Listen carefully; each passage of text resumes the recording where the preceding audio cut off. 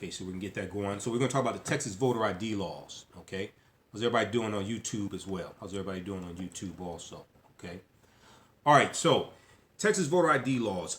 You had a federal judge that ruled this past Monday that the Texas voter ID law, which is one of the most restrictive voter ID laws in the country, the Texas voter ID law targeted African Americans and Hispanics. A federal judge ruled on Monday that the voter identification law the Texas legislature passed in 2011 was enacted with the intent to discriminate against African American and Hispanic voters, raising the possibility that the state of Texas election procedures could be put back under federal oversight.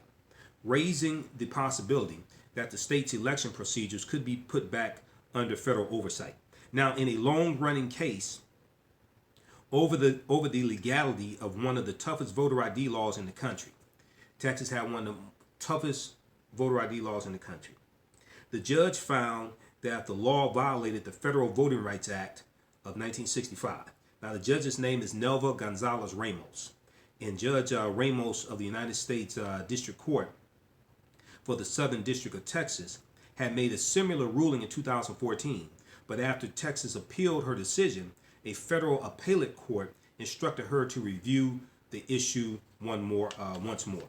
Now, the appellate court, the United States Court of Appeals for the Fifth Circuit in New Orleans, found that Judge Ramos had relied too heavily on Texas history of discriminatory voting measures and other evidence it labeled infirm, I-N-F-R-M, infirm, and asked her to reweigh the question of discriminatory intent. Reweigh the question of discriminatory intent. Okay. All right. So now, in her ruling on Monday, Judge Ramos wrote that the evidence cited by the Fifth Circuit, quote unquote, did not tip the scales in favor of the state. Her ruling sets the stage for a potential penalty for Texas that could have a long-lasting impact. Now, lawyers involved in the case said the ruling effectively strikes down the law, although the judge did not issue a separate order doing so. Texas officials are likely to appeal the decision. Now, Mark Rylander, who's a spokesman for the Texas Attorney General, Ken Paxton, said, quote, "We're disappointed and will seek review of this ruling at the appropriate time." Now, some people expected the ruling. One of those people who expected the ruling was Myrna Perez, Myrna.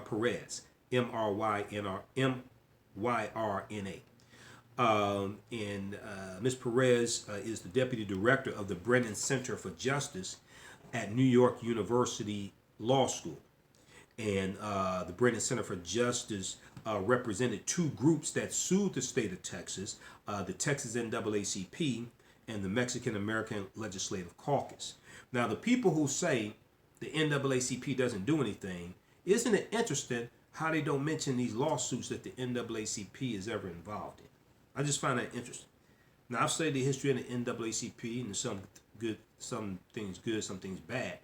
But you do know there was a time you could be fired from your job by white people for being a member of the NAACP, for helping people organize to get the right to vote, like in Mississippi, things like this, okay? But it's interesting, the people who say, oh, the NAACP isn't doing anything, or what's the NAACP doing? They don't ever mention lawsuits like this that the NAACP is involved in.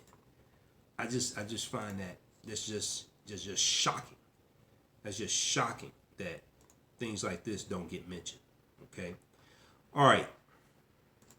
So right now, those just tuning in, we're talking about the Texas voter ID law, the ruling that happened this past Monday, where the Texas voter ID law was struck down by a federal judge that ruled that it was enacted with the intent to discriminate against Black and Hispanic voters. Okay. And this article is from the New York Times, April 10th, 2017.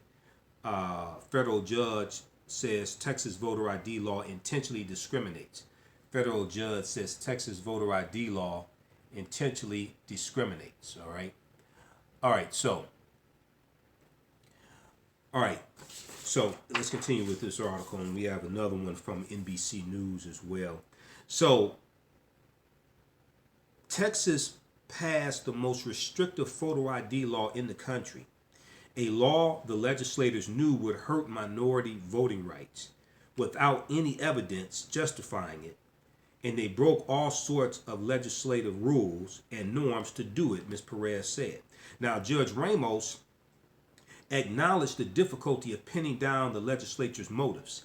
She wrote of considering, quote, all available direct and circumstantial evidence of intent, end quote, rather than trying to discern the motivations of particular legislators, end quote. Now, the judge highlighted attempts by Democrats to blunt the racial impact of the law known as Senate Bill 14, through amendments that were ultimately rejected, including allowing additional types of photo identification. Quote, many categories of acceptable photo ID permitted by other states were omitted from the Texas bill, end quote. Many categories of acceptable photo IDs permitted by other states were omitted from the Texas bill. Okay, I wonder why.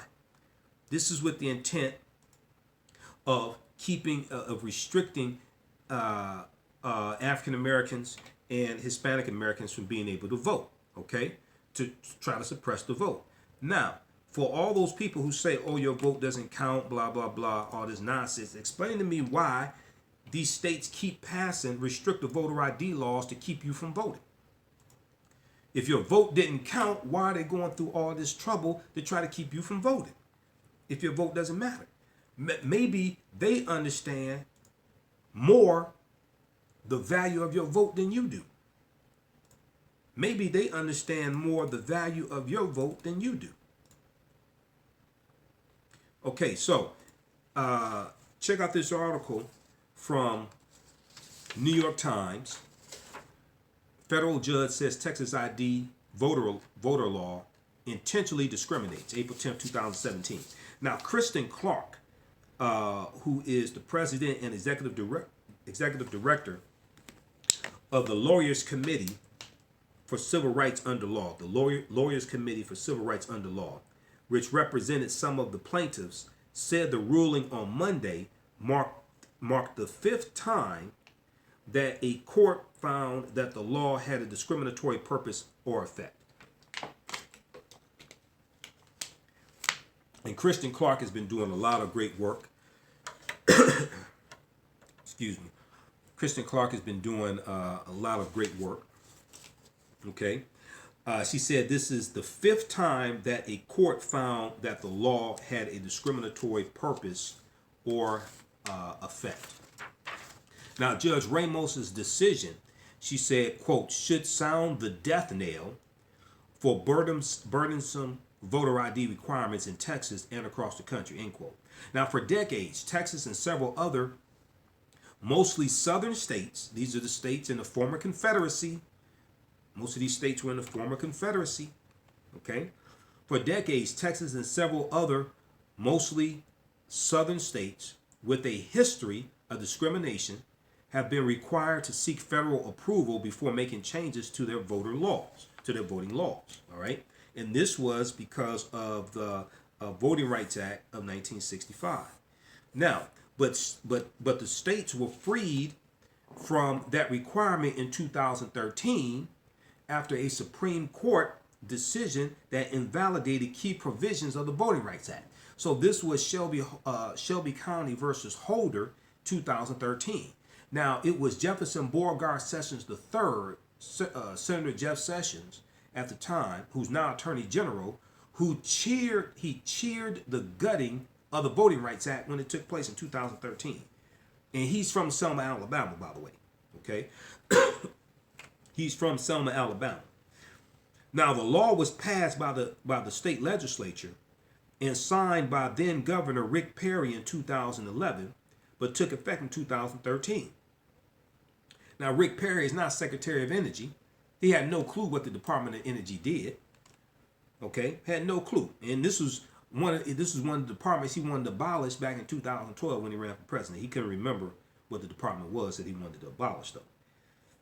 Now, it required the Texas voter ID law required voters to show a driver's license, passport, or other government-issued photo ID before casting a ballot. It was previously found by the appellate court to have a discriminatory effect on African American and Hispanic voters, many of whom lacked government-issued photo identification, and as a result was softened by the November 2016 election. As a result was softened by the November 2016 election. Okay. Once again, it required voters to show a driver's license, passport, or other government ID, government issued ID, photo ID before casting a ballot. Now, numerous Democratic lawmakers, voters, civil rights organizations, and Black and Hispanic groups sued, arguing that Republican legislators steamrolled the bill through the state house and state senate. Okay, this is why voting for your state legislature is so important as well, because a lot of these laws that we're complaining about and suffering the side effects of, a lot of these laws are at the state level. So when you just vote for president and don't vote for state legislature and governor, you're being taken out of the game. When you just vote for president and don't vote for state legislature and governor, you're being taken out of the game. Okay, so this is something, and if you listen to a show we did a couple weeks ago, now Black Lives Matter organizations are starting to focus on the state legislators and state races, because they understand that a lot of the laws that they are protesting against are written at the state level, not the federal level. Now, federal is important. President is important because a president appoints an attorney general who heads up the Department of Justice, who sets the tone for law enforcement. The tone being set by Donald Trump and Attorney General Jeff Sessions is that police can now do what they want to do, because you don't have to worry about the Department of Justice coming in and doing investigations into the patterns and practices of police departments and enforcing consent decrees with federal oversight, because Jeff Sessions is against that. Okay? Check out the article from April 3rd, 2017 from, who is this from? I think this was Associated Press. Black Lives Matter activists shift focus to state capitals. Black Lives Matter activists shift focus to state capitals. According to organizers, people who wish to become more politically involved can have more influence at the state level. People who wish to become more politically involved can have more influence at the state level, because the more local it is to you, the more impact you have on it, and the more impact those laws have on you also. Okay, this is from looks like it's from newsone.com, this article. All right, Black Lives Matter activists shift focus to state capitals. This is from April 3rd, Monday, April 3rd, 2017. Then April 2nd, 2017, NBCnews.com had an article, Black Lives Matter activists turn attention to state houses. Black Lives Matter activists turn attention to state houses. Okay? Now, even though I've been critical of some aspects of Black Lives Matter, I have been critical of I'm not critical of the entire movement. I'm not going to castigate and denigrate the entire movement. I've been critical of some aspects and talked about how they can do things better. But we have to understand that 3 years old, they are evolving. but they're doing more than a lot of other people who are just complaining. Okay? But this right here, this move right here is very, very powerful because what happens at the state level is so extremely important. So extremely important. Okay? What happens at the state level. All right.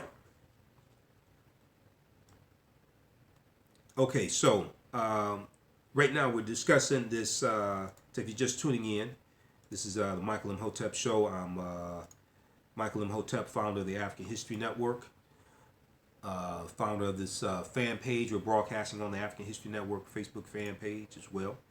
Shout out to everybody watching. And you can also register for our live international webinar that meets this Thursday, Understanding the Transatlantic Slave Trade, what they didn't teach you in school. Understanding the Transatlantic Slave Trade, what they didn't teach you in school. And we deal with thousands of years of history in this live international webinar, which is recorded. You can go back and watch it over and over and over again as well. We'll post a link again on our Facebook fan page, the African History Network, so you can get signed up and register for that. Just a second here. Okay, so we're broadcasting on Facebook Live and on YouTube as well. And all these shows are podcasted at AfricanHistoryNetwork.com, AfricanHistoryNetwork.com. Okay, so you can go to AfricanHistoryNetwork.com. On the home page, click on listen to podcasts of the Michael Imhotep Show, and we have over 700 archive episodes there, and you can listen to those anytime you want to. All right. So, and let's see, we'll post a link here on Facebook Live on the thread of the broadcast for our live webinar for this Thursday, Understanding the Transatlantic Slave Trade. It's over 4 weeks, every Thursday, 7 p.m. to 9 p.m. All the sessions are recorded. If you missed any, you can go back and watch them. And it's a live international webinar. All right, so numerous Democratic lawmakers, voters, civil rights organizations, and African American and Hispanic groups sued, arguing that Republican legislators steamrolled the bill through the state house and state senate. They said legislators departed from procedural norms in passing the law, including classifying it as emergency legislation, cutting debate short, and bypassing the ordinary committee process in both chambers. Now, the plaintiffs told Judge Ramos in court documents and at various hearings that the law's true purpose was to help Republicans maintain their hold on power amid the fast-paced growth of Democratic-leaning Black and Hispanic voters. The plaintiffs, so let me repeat this, because this is a fight over power also. All those people who say your vote doesn't count, you're taking yourself out of the fight, and you are actually benefiting your opponent when you say stupid things like that and operate based upon that premise. Okay? So the plaintiffs in the case told Judge Ramos in court documents and at various hearings that the Texas voter ID law's true purpose was to help Republicans maintain their hold on power amid the fast-paced growth of Democratic-leaning African American and Hispanic voters. So Republican officials, including Governor Greg Abbott, who defended the law in court when he served as the state's attorney general, have long disputed any suggestion that lawmakers intentionally discriminated. Okay? But Judge Ramos found that this law intentionally discriminated against African Americans and Hispanics. They said that the law was aimed at preventing voter fraud. Okay, so the Republicans said that the law was aimed at preventing voter fraud, in that the departures from the normal legislative process were made to prevent Democratic lawmakers from manipulating procedural rulings to thwart passage.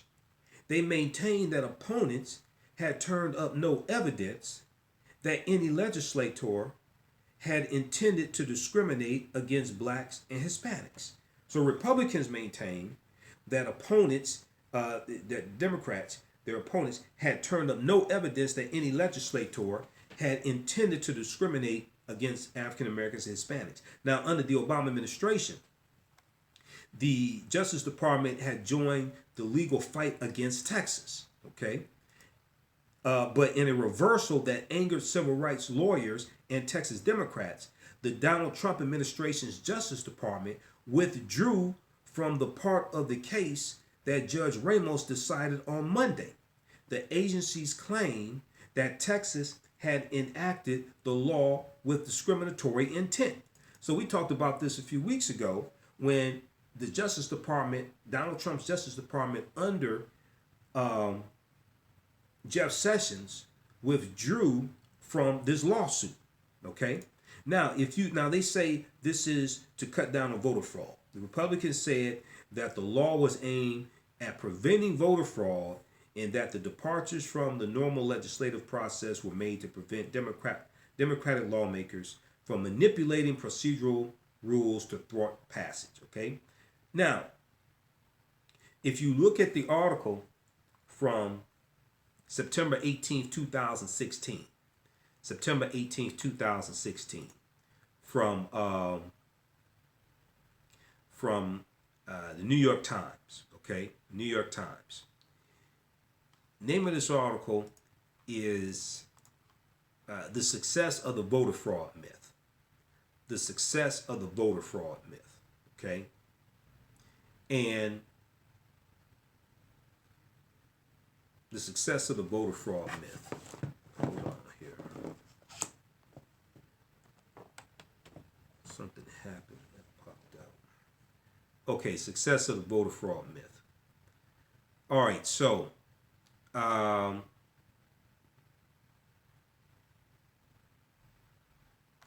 right, let me check something here.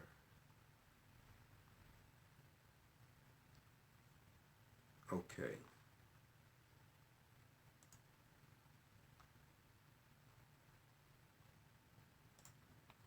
All right, so it's called The Success of the Voter Fraud Myth. So in this article, this is from September 19, 2016. So in this article, they talk about how there was a study done, the best study on voter fraud was done, and it showed out of 1 billion votes cast, okay, in the U.S. from 2000 to 2014. It says, quote, it says, as study after study has shown, there is virtually no voter fraud anywhere in the country.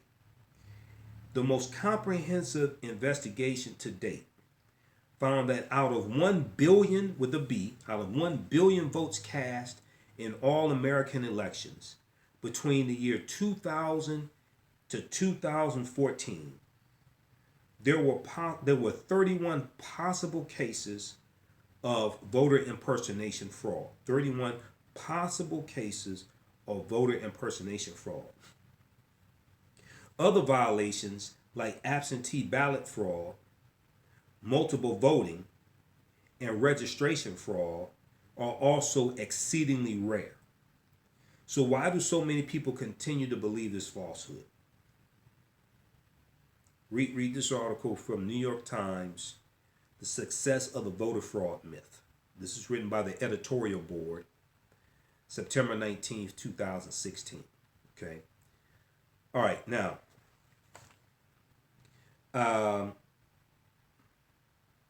under the Obama administration, the Justice Department had joined the legal fight against Texas, but in a reversal that angered civil rights lawyers and Texas Democrats, the Trump administration's Justice Department withdrew from the part of the case that Judge Ramos ruled on Monday. The agencies claimed that Texas had enacted the law with discriminatory intent. Now, Samuel Bagentos, Bagendstos, who's a law professor at the University of Michigan and a principal deputy assistant attorney general for civil rights in President Barack Obama's Justice Department, noted the timing of the ruling. He said, quote, "I think it's a very significant ruling in part because the Department of Justice under the Trump administration decided to abandon arguing for a discriminatory intent holding." He said, "I think it's a very significant ruling in part because the Department of Justice under the Trump administration decided to abandon arguing for a discriminatory intent holding. This sort of makes the Department of Justice look bad for abandoning its previous position." So the Department of Justice under Donald Trump and Jeff Sessions has a different opinion based upon the DOJ under President Barack Obama and Attorney General Loretta Lynch. Because Donald Trump, one of the things that helped Donald Trump win was the voter ID laws, which led to voter suppression. So they want to keep those intact. So this is why under Jeff Sessions, they backed off of this lawsuit. So the ruling marked the third time this year that a federal court found in separate cases that Texas or one of its municipalities intentionally discriminated against minority voters. This is the third time in 2017 that a federal court found in separate cases that Texas or one of its municipalities intentionally discriminated against minority voters. Now, a judge ruled that officials in Pasadena, Texas, intentionally discriminated against Latino voters in redrawing the city electoral map. A judge ruled that officials in Pasadena, Texas, intentionally discriminated against Latino voters in redrawing the city electoral map, and the panel of judges in San Antonio, Texas, ruled that the state legislature drew congressional districts in an intentionally discriminatory manner. The Republican lawmakers who passed the voter ID bill in 2011 also drew the discriminatory congressional district maps. The Republican lawmakers who passed the voter ID bill in 2011 that was ruled to intentionally discriminated against African American and Hispanic voters, these same Republican lawmakers also drew the discriminatory congressional district maps. This is why voting at the state level is so important, okay? Because whichever political party is in power in the state legislature, they're the ones who redraw the congressional districts. Now, Janae Nelson, who's a lawyer with the NAACP Legal Defense Fund, and the NAACP Legal Defense Fund represented an African American voter affected by the voter ID law, because the NAACP was involved in this lawsuit also. Janae Nelson said the state of Texas must turn away from this pattern of discriminatory behavior. The state of Texas must turn away from this pattern of discriminatory behavior. Okay, so check out this article from the New York Times, April 10th, 2017, written by Manny Fernandez. Federal judge says Texas voter ID law intentionally discriminates. So then you also have this article from NBCnews.com from April 11th, the next day, April 11th, 2017. Judge again finds discrimination in Texas voter ID law. Judge again finds discrimination in Texas voter ID law. Sorry, checking my DVR, make sure it's recording the Rachel Maddow show, because I missed it tonight at 9 p.m. Eastern Standard Time. So a judge Monday again ruled that Republican lawmakers deliberately designed a strict voter ID law to disadvantage minorities, so-called minorities, and effectively dampen their growing electoral power. So you have many white people who are Republicans who fear a growing Hispanic population, a growing Hispanic electorate, and they see that the population of Hispanics is growing, population of African Americans are growing, and they're trying to put things in place to limit the political power of African American and Hispanic voters. And these voter ID laws do this. This is what this is about. All right, so Tony Maurice Peoples on Facebook, he said, I'm listening from San Antonio, Texas. All right, how you doing, Tony? Anthony Cesar or Sasser on Facebook said, Imhotep is the truth. All right, thanks. Now, it amounted to the second finding of intentional discrimination in Texas election laws in as many months. A separate court in March ruled that Republicans racially gerrymandered several congressional districts when drawing voting maps in 2011. Okay, so this is serious business. This deals with control of power. Excuse me, this deals with control of power, and you have Republicans trying to maintain power and really suppress African Americans and Hispanic voters. All right, now, take a look at this other article from August 1st of 2016. This is during the presidential election, August 1st, 2016. Racial discriminatory voter ID laws struck down in Kansas, Wisconsin, and North Carolina. Racially discriminatory voter ID laws struck down in Kansas, Wisconsin, and North Carolina. There is basically no reason to impose these rigid, restrictive voting laws that make it almost impossible for African Americans to vote, said Danita Judge, the senior attorney at the Advancement Project. Now, this is from news1.com, Monday, August 1st, 2016.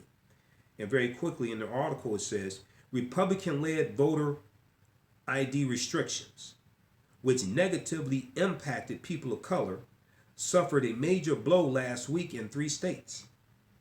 On Friday in North Carolina, a federal judge rolled back obstructive voting measures.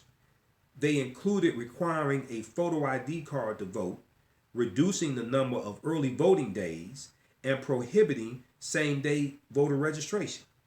The 83-page decision read in part, quote, although the new provisions target African Americans with almost surgical precision, they constitute inept remedies and in fact impose cures for problems that did not exist, end quote.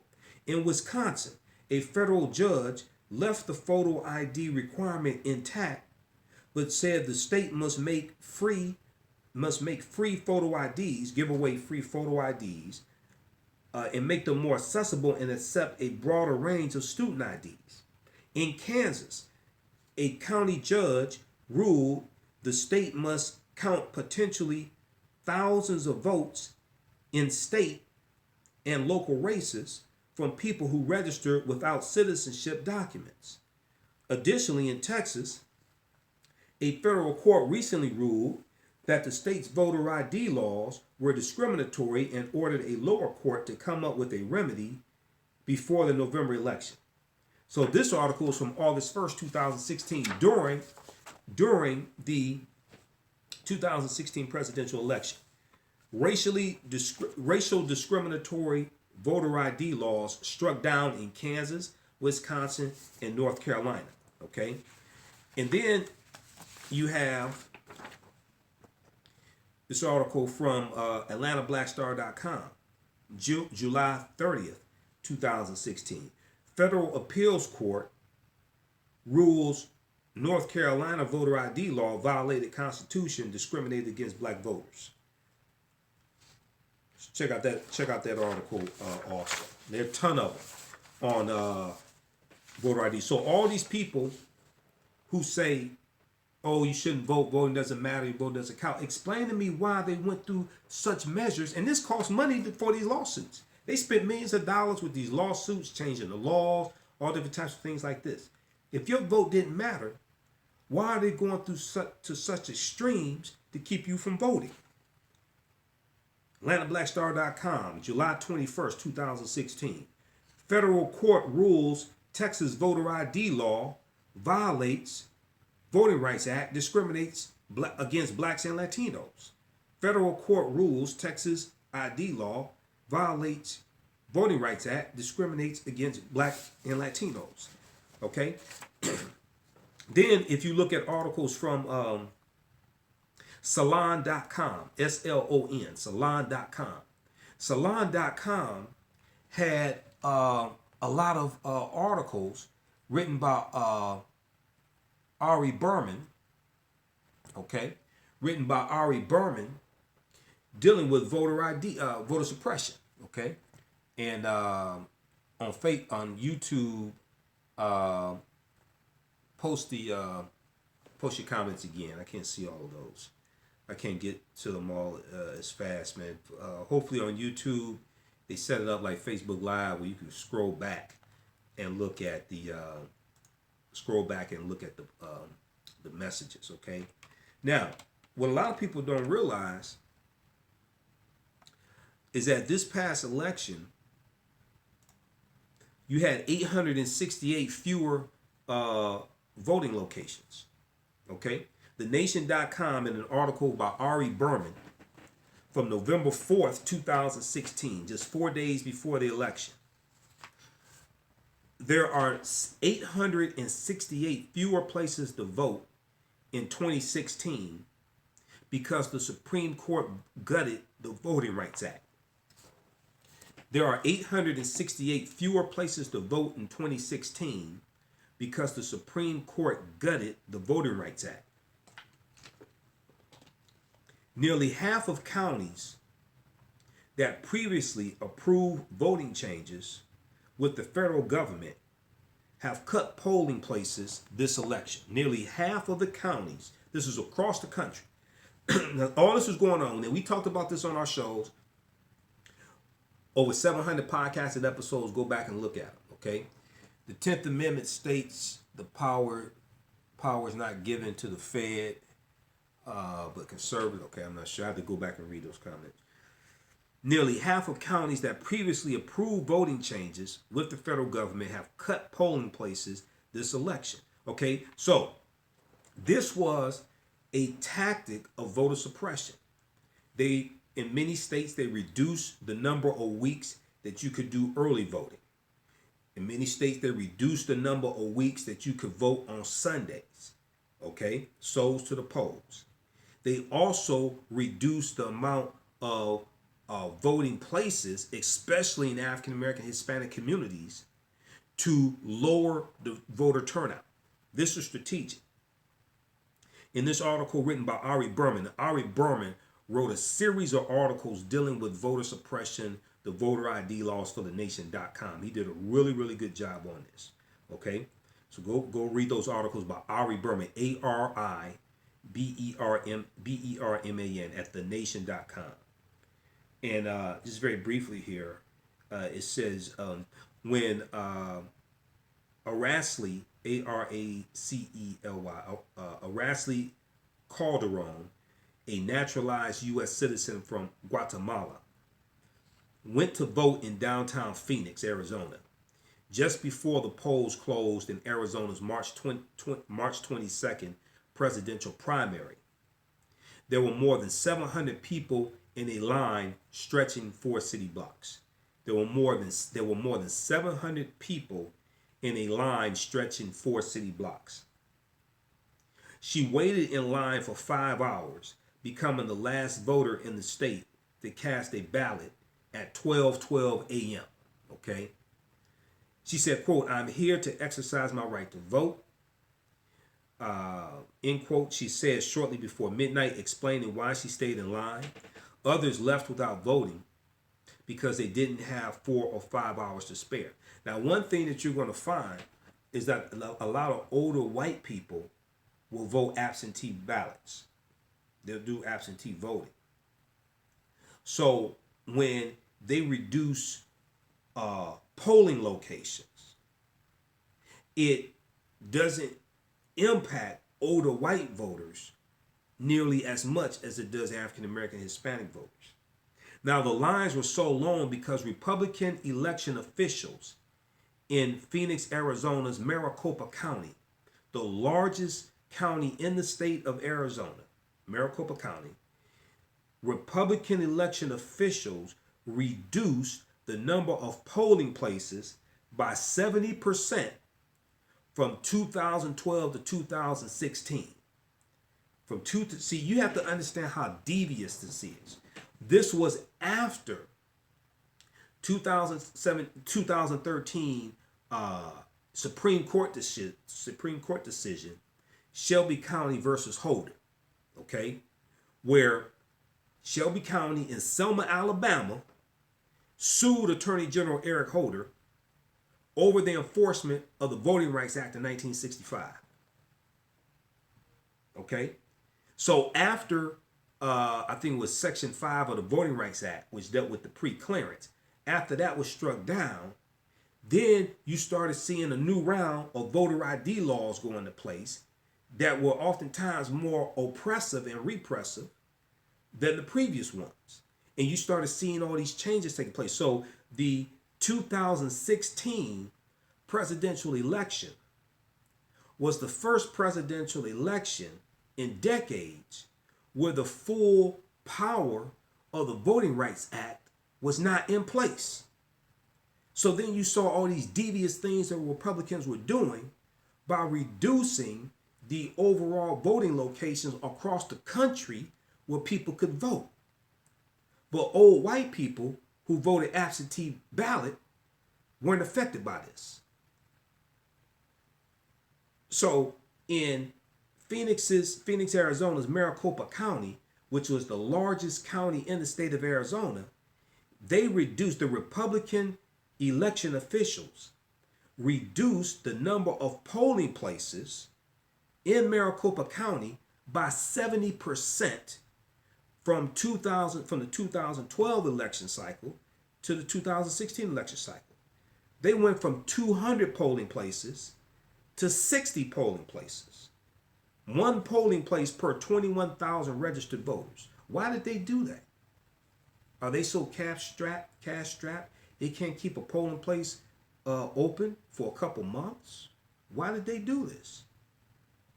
Previously, Maricopa County would have needed federal approval to reduce the number of polling sites because Arizona was one of 16 states where jurisdictions with a long history of discrimination had to submit their voting changes under Section 5 of the Voting Rights Act. I was correct, Section 5 of the Voting Rights Act. This part of the Voting Rights Act blocked 3,000 discriminatory voting changes from 1965 to 2013. Let me repeat this. This part of the Voting Rights Act blocked 3,000 discriminatory voting changes from 1965 to 2013. That changed when the Supreme Court gutted the law, the Voting Rights Act of 1965, in the June 2013 Shelby County versus Holder decision. This is all politics. Politics deals with law. Okay? So what people don't seem to understand is that a president appoints justices to the Supreme Court. It was the Supreme Court that ruled on this case. This case had an impact on the outcome of the 2016 election. Because now these states could implement suppressive laws to reduce the turnout of voters to alter the outcome of the election. Not just the presidential election, but also House of Representatives, U.S. Senate, state legislature, whatever was on the ballot. So we have to become more strategic in the way we think and arm ourselves with the facts and evidence and make sure that our plans and agendas are based upon the facts and the evidence. Now, Terry Maurice Peoples on Facebook said they do it to control the votes. Absolutely. And they understand there's power in the vote. That's why they try to suppress it. If your vote didn't have any value, if there was no power in voting, they would just say, all you Negroes go vote. It's not a problem. There's no power in your voting. The fact that they go through such extreme measures to suppress the African American vote should tell you something. It should tell you that there's power in your voting. So the polling place reductions in Maricopa County were a glaring example of a disturbing trend. The Leadership Conference for Civil Rights surveyed 381 of the 800 counties previously covered by Section 5 of the Voting Rights Act, where polling place information was available in 2012 or 2014, and found there are 868 fewer places to cast a ballot in 2016 in these areas. Okay? 800 counties out of 381. Okay? The Leadership Conference for Civil Rights surveyed 381 of the 800 counties. I should say 308. They surveyed 381 of the 800 counties previously covered by Section 5 of the Voting Rights Act. Okay? And they found that out of the 381 counties in their study, 165 of the counties, or 43%, had reduced voting locations. 165 of the counties out of 381 had reduced voting locations. Okay? They found 2012 over 2014. They found that there were 868 fewer places to cast a ballot in those counties.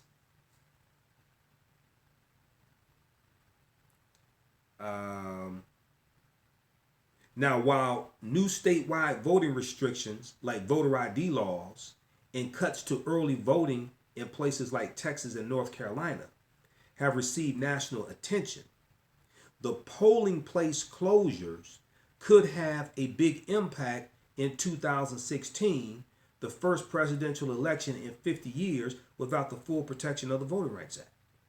Go read this article here. This is because this gets deep into it. This deals with the manipulation of the polling places and shutting down polling places. And this is one that, and when you saw news stories on TV talking about these long voter lines for early voting and things like this, this was what this was about. Republicans reduced the number of polling places because they know a lot of old white people are going to do absentee ballots. All right. Okay, so we're going to go to this clip here from News One Now with Roland Martin about the Texas voter ID law, and we're going to stop broadcasting on YouTube. Hey, those on YouTube, go to our website, AfricanHistoryNetwork.com, AfricanHistoryNetwork.com. You can register for our online class, 8-hour, 4-week online class, meets every Thursday online, international broadcast. Understanding the transatlantic slave trade, what they didn't teach you in school. Understanding the transatlantic slave trade, what they didn't teach you in school. Go to AfricanHistoryNetwork.com, AfricanHistoryNetwork.com. Okay, AfricanHistoryNetwork.com, AfricanHistoryNetwork.com. Talk to you later. Peace.